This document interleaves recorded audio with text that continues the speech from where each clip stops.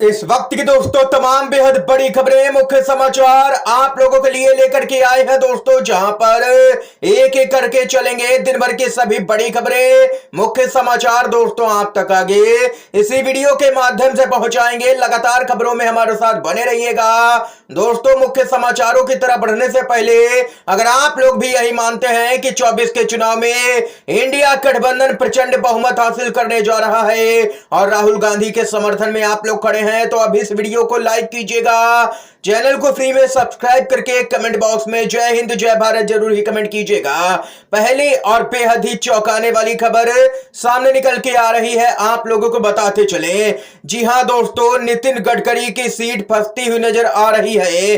5 लाख की लीड से जीतूंगा, घर की बालकनी में नहीं आऊंगा कहने वाले नितिन गडकरी की सीट फंसी नजर आ रही है। जी हां दोस्तों, सुबह 7 बजे से रात 11 बजे तक प्रचार करना पड़ रहा है नितिन गडकरी को, ये यहां पर वरिष्ठ पत्रकार अशोक वानखेड़े ने कहा है। मुख्यमंत्री एकनाथ शिंदे से लेकर के योगी आदित्यनाथ तक बड़े दिग्गज नागपुर में गडकरी का प्रचार कर रहे हैं और ये सब का कारण है नागपुर कांग्रेस के उम्मीदवार विधायक विकास ठाकरे, जो गडकरी को यहां पर कड़ी टक्कर देते हुए नजर आ रहे हैं। महाराष्ट्र की सबसे सेफ सीट गडकरी की नागपुर सीट भी फंसी हुई नजर आ रही है और बीजेपी वाले नारा देते हैं अब की बार 400 पार, जो कि सीधे तौर पर जुमला ही साबित हो रहा है। अभी तक जो जमीनी सर्वे सामने निकल के आया है उसके अनुसार।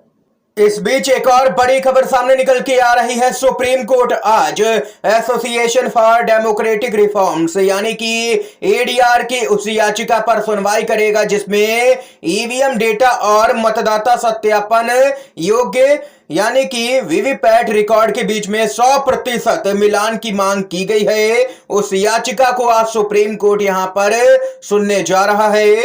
बेंच की अध्यक्षता जस्टिस संजीव खन्ना और दीपंकर दत्ता ने यहां पर की है। बताते चले दोस्तों, लगातार मांग हो रही है कि वीवीपैट पर्चियों की 100% गिनती की जाए ताकि कहीं भी किसी भी प्रकार की बेईमानी या गड़बड़ी ना की जा सके, इसीलिए 100% वीवीपैट पर्चियों की मिलान की यहां पर मांग हो रही है। सुप्रीम कोर्ट में याचिका दायर है। अब देखना यह होगा कि सुप्रीम कोर्ट लोकसभा के चुनाव के बीच में क्या कुछ फैसला सुनाता है और अगर 100% वीवीपैट पर्चियों की गिनती हो जाती है तो ये भाजपा के लिए अब तक का सबसे बड़ा झटका होगा, क्योंकि भाजपा पर लगातार बेईमानी के आरोप लगते रहे हैं। ये यहां पर खबर आई है दोस्तों। अगर आप लोग भी मानते हैं कि 100% वीवीपैट पर्चियों की गिनती होनी चाहिए तो अभी इस वीडियो को लाइक कीजिएगा। इसके साथ ही एक और बड़ी खबर आ रही है। ममता बनर्जी ने पीएम मोदी पर साधा है निशाना, कहा एक जेब में सीबीआई तो दूसरी में ईडी, देश को बना रहे हैं जेल। जी हां दोस्तों, खबर बताते चले। पश्चिम बंगाल की मुख्यमंत्री ममता बनर्जी ने बीजेपी और प्रधानमंत्री मोदी पर हमला बोलते हुए कहा है कि वह देश और लोकतंत्र को जेल में बदलने का काम कर रहे हैं। ममता बनर्जी ने दावा किया है कि ईडी और सीबीआई जैसी एजेंसियां सरकार की जेब में है। तृणमूल कांग्रेस प्रमुख ममता बनर्जी ने चेतावनी दी है कि अगर पार्टी नेताओं को गिरफ्तार किया गया तो उनकी पत्नियां सड़कों पर उतर जाएंगी। सीएम ममता बनर्जी ने आगे आरोप लगाते हुए कहा है कि आपकी एक जेब में ईडी और सीबीआई है जबकि दूसरी जेब में एनआईए और इनकम टैक्स डिपार्टमेंट है। एनआईए सीबीआई बीजेपी के भाई भाई हैं, वहीं ईडी और इनकम टैक्स बीजेपी का टैक्स कलेक्शन फंडिंग बॉक्स। उन्होंने कहा है कि जांच एजेंसियां आपकी सहयोगी हैं जो हमें धमकाने का काम कर रही हैं, लेकिन बीजेपी हमें डरा नहीं सकती है। बीजेपी का इस बार पश्चिम बंगाल में खाता भी नहीं खुलने दिया जाएगा, ये ममता बनर्जी ने हुंकार भरी है दोस्तों।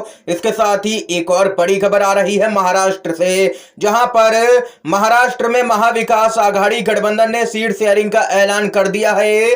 शिवसेना उद्धव बालासाहेब ठाकरे की पार्टी 21 सीटों पर, कांग्रेस 17 सीटों पर और शरद पवार की एनसीपी 10 सीटों पर चुनाव लड़ेगी। इसके साथ ही बताते चले, महाराष्ट्र के पूर्व मुख्यमंत्री उद्धव ठाकरे ने कहा है कि प्रयास लगातार जारी है, लेकिन हमें ज्यादा प्रयास करने की आवश्यकता नहीं है क्योंकि जनता ने तय कर लिया है कि मैंने जो तड़ी पार नारा दिया था उसे पूरा करना है, किसी भी कीमत पर बीजेपी का सफाया होने जा रहा है। ये यहां पर हुंकार भरी है उद्धव ठाकरे ने।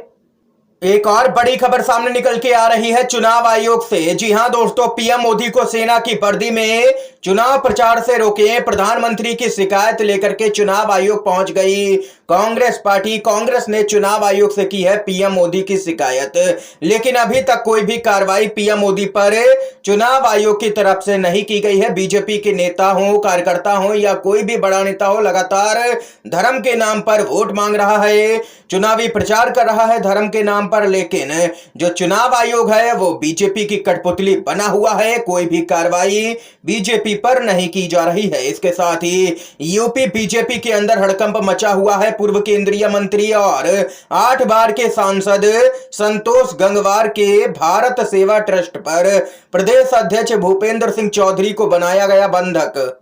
मुर्दाबाद के नारे भी लगाए गए हैं। भाजपाइयों ने कहा है कि चुनाव का बहिष्कार करेंगे। बरेली भाजपा में बड़ी कलह उभर करके सामने आई है।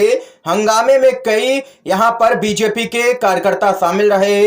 बताते चलें कि पार्टी में कलह की सूचना पर संतोष गंगवार के निवास और कार्यालय पर पहुंचे प्रदेश अध्यक्ष भूपेंद्र सिंह चौधरी को करना पड़ा है भारी विरोध का सामना। प्रदेश अध्यक्ष के सामने लगे हैं जबरदस्त मुर्दाबाद के नारे।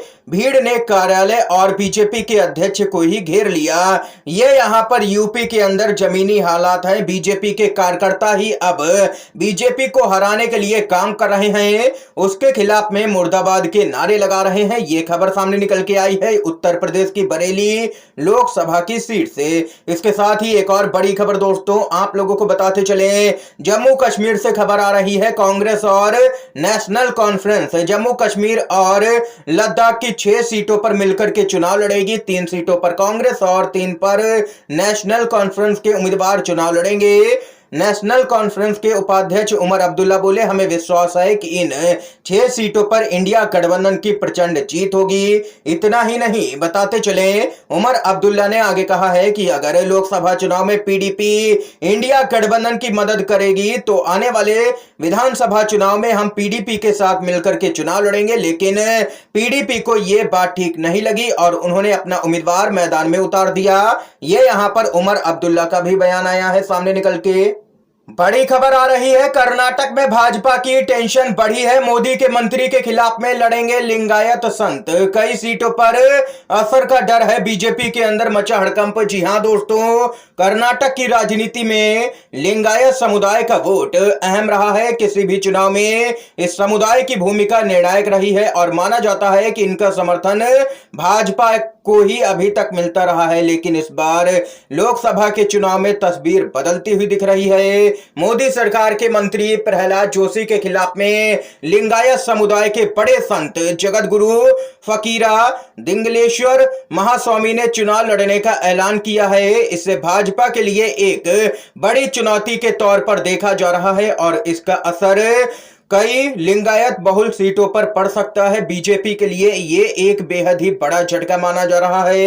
ये यहां पर दोस्तों इस समय की आज की तमाम बेहद बड़ी खबरें, मुख्य समाचार दोस्तों सामने निकल के आए जो हमने आप लोगों तक पहुंचाए। अगर आप लोगों को दोस्तों ये वीडियो पसंद आया हो तो अभी इस वीडियो को लाइक कीजिएगा, ज्यादा से ज्यादा इन खबरों को, मुख्य समाचारों को शेयर कीजिएगा अपने सभी दोस्तों में, और चैनल पर न है तो दोस्तों चैनल को जरूर ही सब्सक्राइब कीजिएगा। वीडियो देखने के लिए आप सभी दोस्तों का बहुत बहुत